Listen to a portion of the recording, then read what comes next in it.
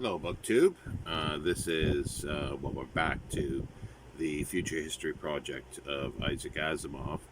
A belated sort of week 12. I'm trying to catch up after an illness. Now, we were reading the Robots in Time series of books that were commissioned by the Isaac Asimov estate. They were the first, actually, to be commissioned, and the third book that is the first part, so week 12, part 1, is Warrior by William F. Wu. And we had seen in previous ones that it's set in 2140, so just over a century in the future, and robots seem to be proliferated everywhere. Unlike the Isaac Asimov universe itself, however, we'll put that aside at the moment.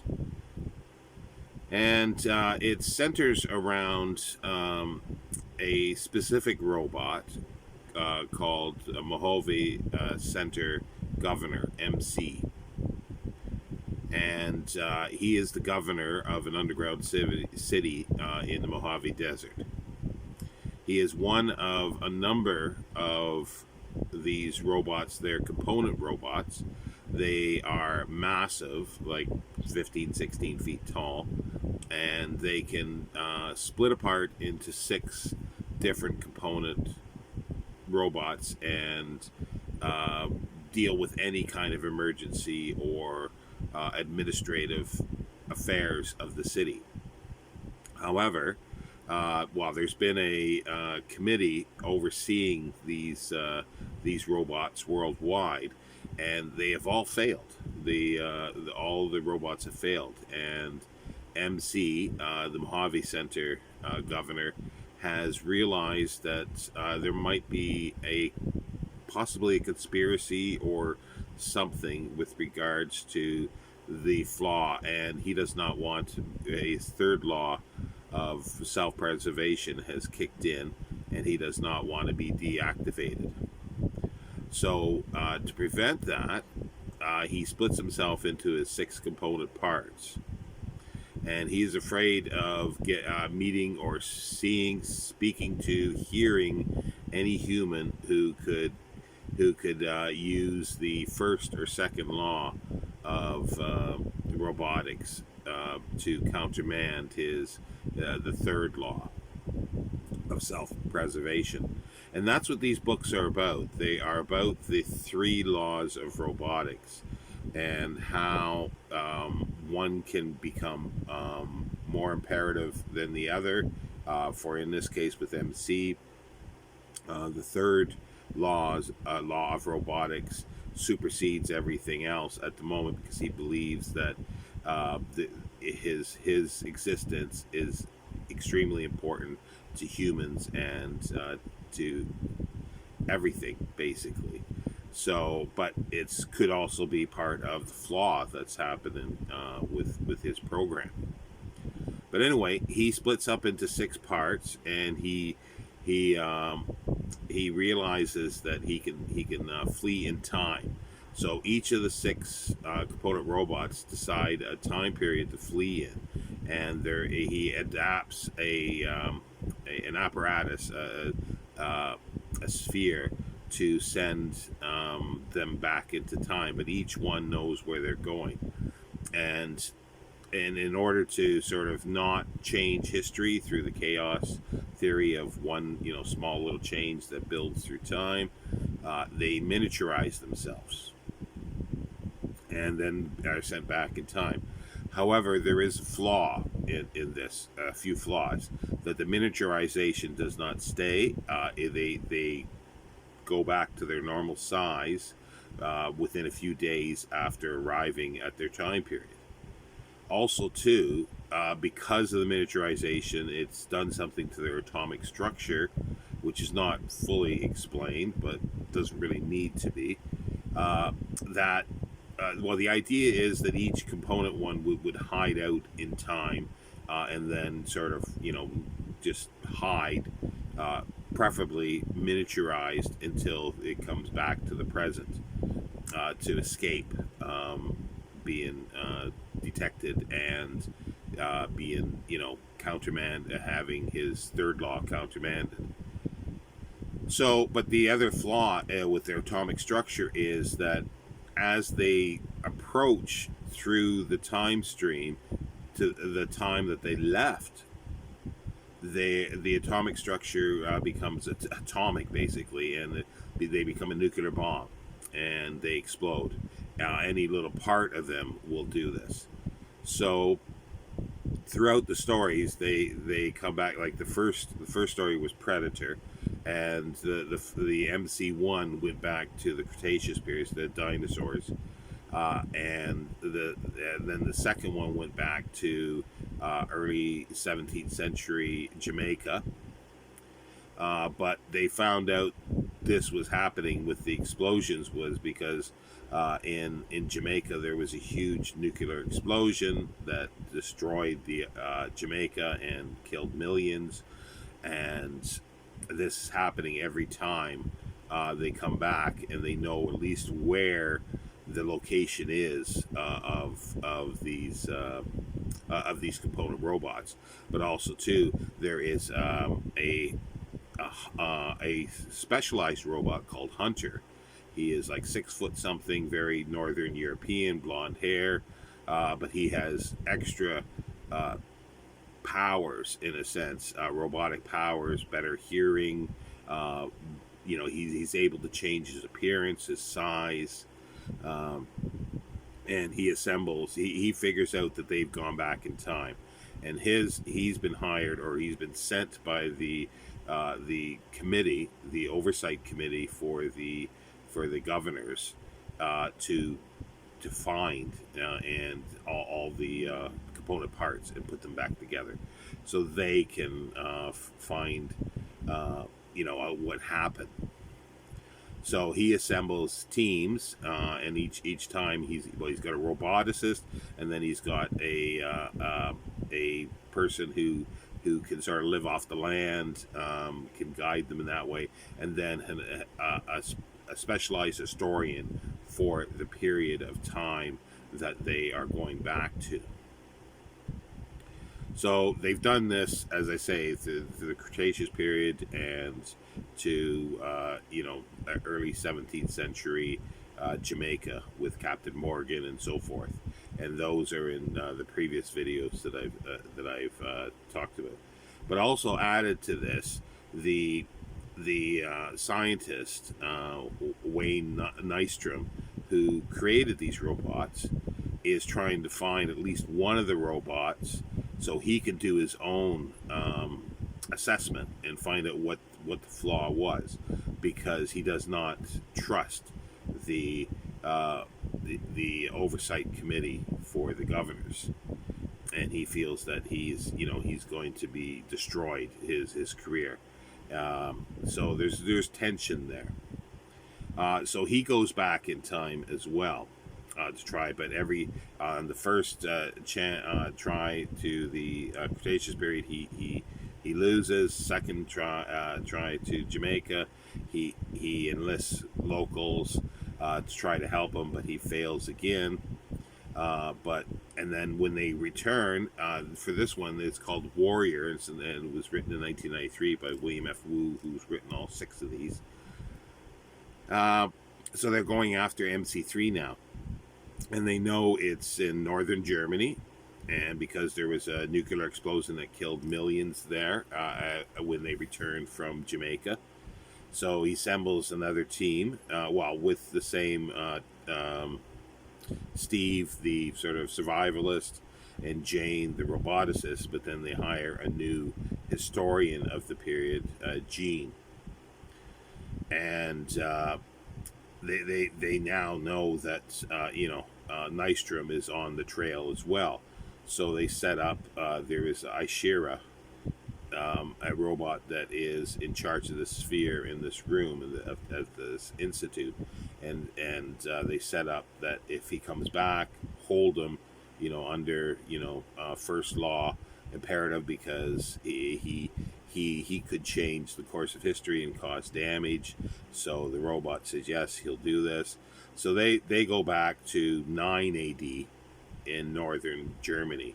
The team Hunter, Jane, Steve, and Jean go back to 9 AD, and it's sort of I think it's autumn when they arrive, and they meet Germanic tribes there. There's also the Romans there, and it's a specific period of time. 9 AD was Teutoburg battle, Teutoburg Forest, a very important battle for the Roman Empire because they were expanding north all the time, and this was a battle that actually stopped the expanse of Romans because the uprising of the Germanic tribes.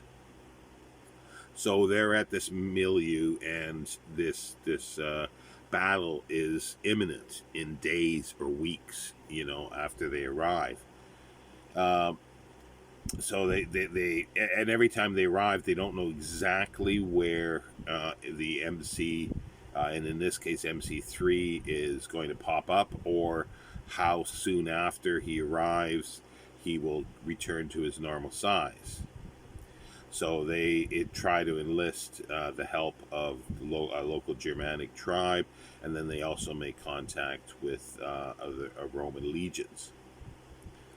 But Nystrom is also there, but he realizes now that they're getting a bit smarter. They're on his trail, so he doesn't need to return to the Mojave Center Institute to travel through time. He's got his own little device that he can do this, and so he jumps directly from Jamaica in the early 17th century to 9 AD, northern France. Northern Germany. But he's unprepared for this because it was warm weather and it's now like freezing cold. So he's unprepared for this, and he has no food.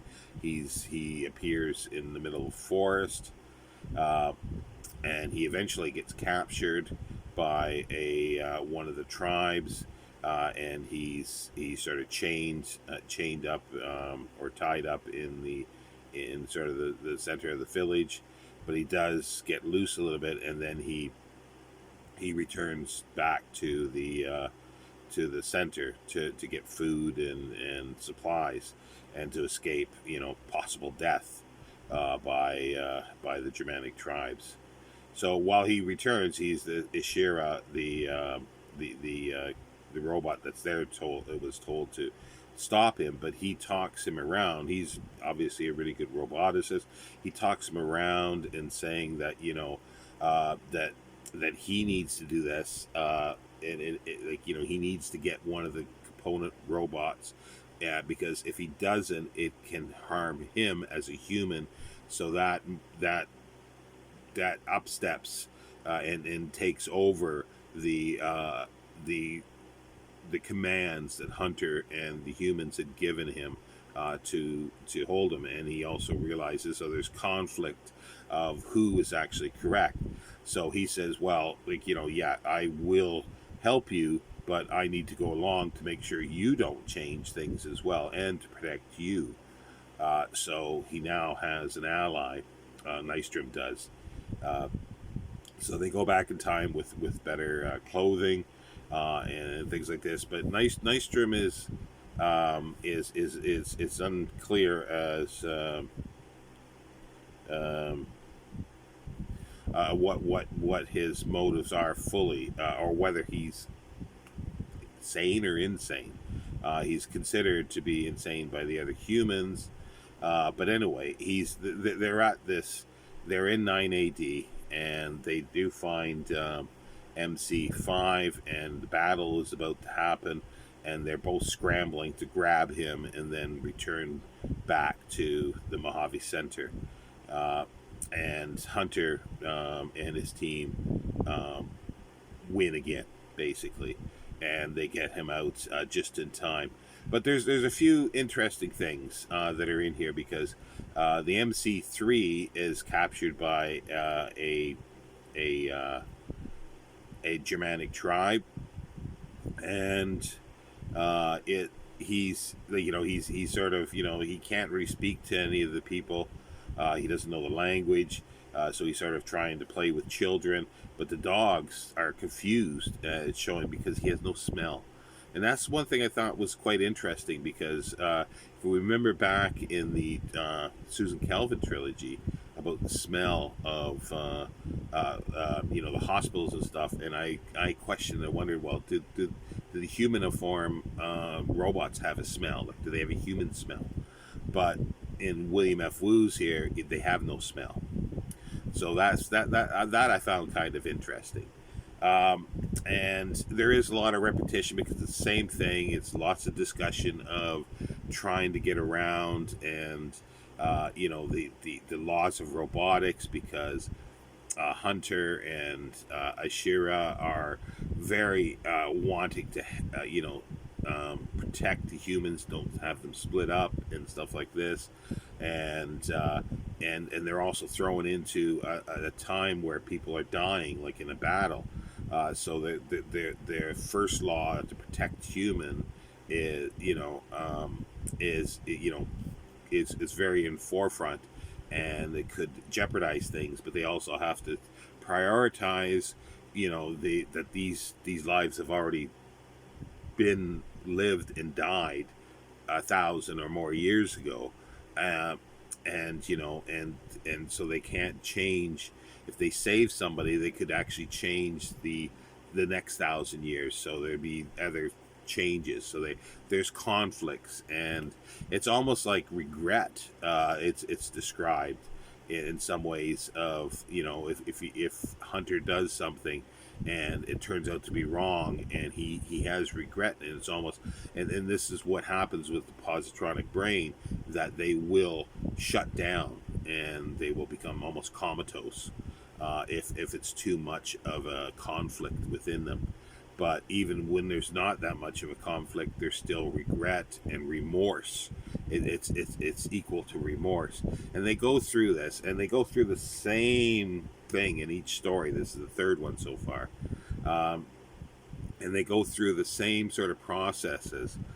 And I have to keep in mind, it's a bit tedious in that way. There's things that aren't fully, acceptable, because it's like at the point, they don't know until near the end. The Hunter doesn't know that Wayne Nystrom has the other robot with him, but the other robot knows he's there, and they know that they're communicating to each other, and so he keeps his sort of radio frequency open for all frequencies, so he can hear Hunter speak to his team, and so they get a one up on them to a certain extent. And this aspect will come back in the next book and the next video that I do. But yeah, so they add a few new things in, or William F. Wu adds a few more new things in with each book, but it's rehashing the same material a lot of times, and it's sort of like there's a bit of a rehash of what's happened so far, which I guess is understandable, but they are short books, and they are written for young adults. They're juvenile, so I think I've been a little too hard on these because of that. They are what they are, and but there are 6 of them that do the same thing over and over again. At least I believe that's going to be. I'm pretty well done. I just have the 6th one to read yet. But so far, they're very repetitive, and that becomes a little difficult. The plot goes along pretty good, but there's questionable things in it. Like they repeat the same stupid mistakes in each time they go back, and then there's discussions about this as if it's the first time they're doing this. But there are slight twists to it, so and moralistic twists a little bit.